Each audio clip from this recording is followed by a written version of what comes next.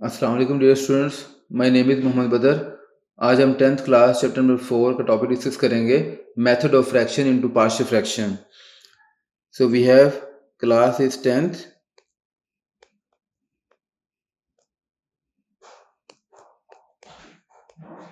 Subject is maths,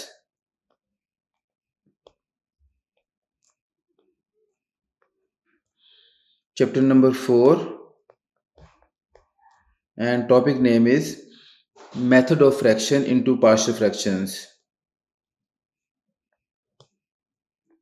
Method of fraction into partial fractions.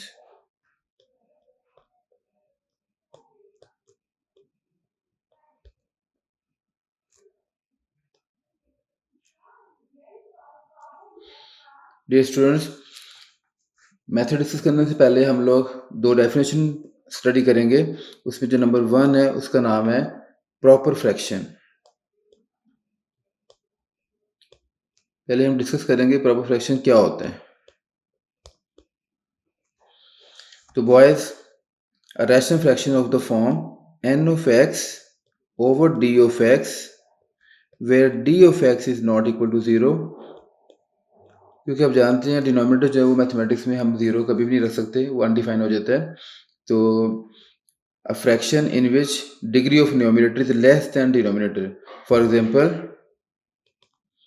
x over 2x square plus 1 या x square over 3x cube minus 4।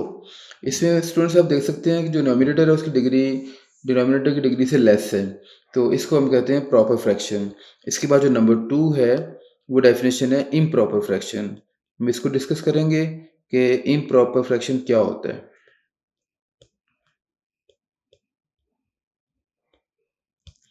तो boys, improper fraction जो है उसकी definition ये है कि अगर हमारे पास कोई फ्रैक्शन है, suppose n of x over d of x where d of x is not equal to 0। उसकी एग्जांपल ये है कि अगर आपके पास a degree of numerator is greater than denominator is called improper fraction. For example, x square over 4x plus 1। इसमें देखिए आप numerator की डिग्री 2 है और डिनोमिनेटर की डिग्री 1 है, तो ये इम्प्रॉपर फ्रैक्शन है। इसी तरह से सपोज आपके पास एक फ्रैक्शन है 2x over 9x square minus 4, तो ये भी स्टूडेंट्स इम्प्रॉपर फ्रैक्शन है, क्योंकि यहाँ पे आप पावर अगर 3 लिखते हैं तो न्यूमरेटर में पावर 3 और डिनोमिनेटर में पावर 2 है, तो ये भी एक इम्प्रॉपर फ्रैक्शन है, क्योंकि यहाँ पे न्यूमरेटर की डिग्री ज़्यादा है और डिनोमिनेटर की डिग्री कम है। तो इसके बाद स्टूडेंट्स हम लोग सीखेंगे कि किसी भी फ्रैक्शन को पार्शियल फ्रैक्शन में कैसे कन्वर्ट करते हैं। तो उसके लिए हम कोई भी एक एग्जांपल को सॉल्व करते हैं। जैसे हमारे पास एक क्वेश्चन है, वो है 7x minus 9 over x plus 1 multiply x minus 3। तो बॉयज़, ये हमारे पास एक फ्रैक्शन है, इसको हम पार्शियल फ्रैक्शन में कन्वर्ट करेंगे। तो आप देखें इसको हम कैसे करते हैं। सबसे पहले हम इसको लिखेंगे 7x, और उससे पहले अगर आप ज़्यादा अच्छा होगा कि आप इसमें लिख लें कि आप इसमें क्या करने जा रहे हैं। तो यहाँ हम लिखेंगे बाय पार्शियल फ्रैक्शन।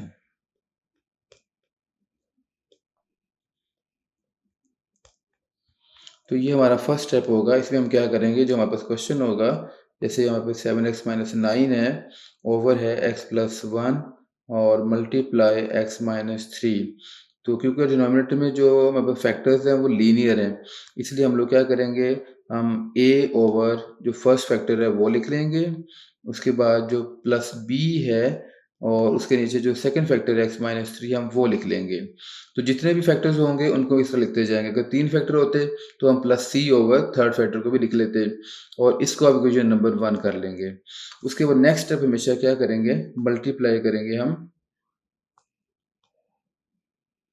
जो भी इक्वेशन नंबर 1 की लेफ्ट हैंड साइड होगी, उसका जो डिनोमिनेटर होगा हमेशा हम उससे मल्टीप्लाई करेंगे, ताकि हमारा फ्रैक्शन जो है वो डिनोमिनेटर वो ख़त्म हो जाए। तो multiply x plus 1 into x minus 3 on both sides. On both sides of equation 1। तो स्टूडेंट्स हम इक्वेशन 1 को both side x+1 x-3 multiply करेंगे तो हमारे पास क्या आएगा 7x-9 is equal to a into x-3 plus b into x+1। इसको हमेशा हम इक्वेशन नंबर 2 कर देंगे। उसके बाद स्टूडेंट्स हम क्या करेंगे, जिससे मल्टीप्लाई किया है उसको हम बारी बारी उनको फैक्टर्स को इक्वल टू 0 पुट करेंगे। तो first of all put x+1 is equal to 0 और यहाँ से हमारे पास x की वैल्यू आ जाएगी -1। ये हम इक्वेशन नंबर 2 में पुट कर देंगे। So we have 7 into -1 -9 is equal to a into -1 -3 and plus b। जैसे कि स्टूडेंट्स आपने x+1 को 0 पुट किया तो यहाँ पे 0 आ गया and we have -7 -9 is equal to a into -1 -3 क्या होता है -4 होता है और b इंटू 0 0 आ गया। उसके बाद स्टूडेंट्स हमारे पास -7 -9 क्या होता है -16 होता है और ये आ गया -4a। तो उसके बाद आप क्या करेंगे, यहाँ से a फाइंड कर लेंगे और वो आएगा -16 over -4 is equal to a। Minus minus से कैंसिल हो गया एंड 4 4 द 16 so we have a is equal to 4। तो स्टूडेंट्स हमारे पास a की वैल्यू 4 आ गई। उसके बाद हम क्या करेंगे, अब हमने b फाइंड करना है। उसके लिए हमने जो सेकंड फैक्टर है जिससे मल्टीप्लाई किया था उसको इक्वल टू 0 पुट कर देंगे। So we have put x-3 is equal to 0 और यहाँ से हमारे पास x की वैल्यू आ गई 3। तो बॉयज इसको हमेशा आपने इक्वेशन नंबर 2 में पुट करना है। तो सो put x equal to 3 in equation number 2 and we have 7 multiply 2 minus 9 is equal to a और आपने x-3 को 0 पुट किया तो यहाँ पे 0 आ गया इक्वेशन नंबर 2 में। उसके बाद प्लस b और x की जगह हम 3 पुट कर देंगे, 3 प्लस 1 आ गया एंड 7 टू द 14। यहाँ पे आपने x की जगह 3 पुट करना है तो ये आप 2 की जगह 3 पुट कर देंगे और 7 3 का क्या होता है 21। 21 minus 9 is equal to a into 0 0 and plus 3 plus 1 4 and we have 4b।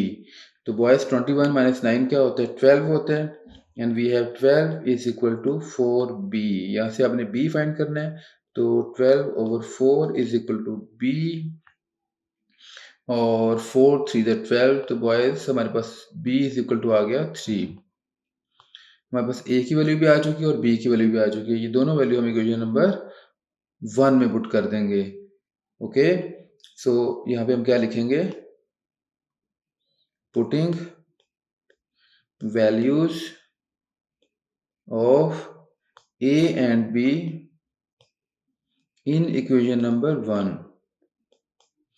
तो स्टूडेंट्स इक्वेशन नंबर 1 आपके पास क्या थी, वो हमारे पास है 7x minus 9 over x plus 1 and x minus 3 is equal to equation number 1 थी a over boys a over x plus 1 and plus b over x minus 3। तो यहाँ पे आप a की और b की वैल्यू पुट कर देंगे तो हमारे पास क्या आएगा 7x minus 9 over x plus 1 multiply x minus 3।